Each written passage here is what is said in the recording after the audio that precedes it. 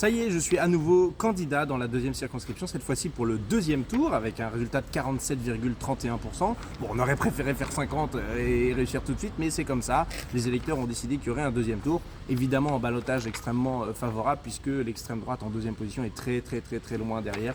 Et ensuite viennent seulement les macronistes qui ont évidemment perdu hier cette élection législative. Emmanuel Macron, bien qu'il ait raconté tout un tas de balivernes en expliquant que si c'était possible, je ne sais pas trop quoi, non, son plan ça a toujours été d'être le marchepied de l'extrême droite. Nous y voilà. Mais surtout, vous avez vu à la télé hier, comment dirais-je, un scénario, une histoire, un récit qui vous explique que l'extrême droite est aux portes du pouvoir et que la seule question, c'est est-ce qu'ils vont avoir majorité absolue ou majorité relative. Vous laissez pas avoir.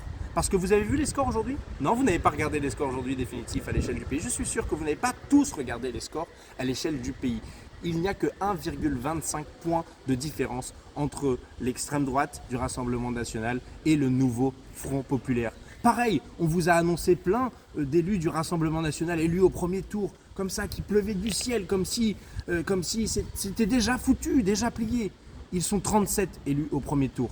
Nous sommes 32 dans le cadre du nouveau Front populaire à être élus dès le premier tour. 5 petites circonscriptions de différence. Il en reste encore plein qui sont en ballottage.